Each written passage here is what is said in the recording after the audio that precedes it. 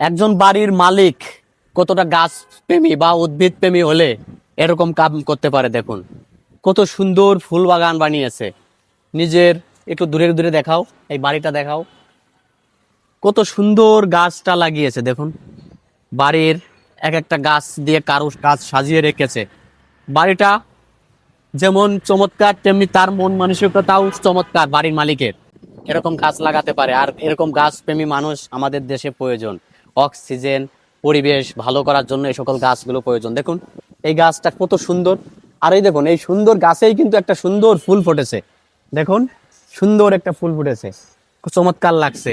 আসলে বাড়ির আঙিনাতে, ছাদ, ছাদে বিভিন্ন জায়গায় অনেকে যারা গাছ প্রেমী মানুষ তারা এরকম চাষ করে।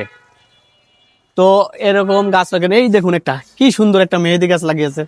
এই মেহেদি গাছের কথা কে জানে না বলুন। ভাইয়ের জন্য দোয়া রইল, বাড়ির মালিকের জন্য।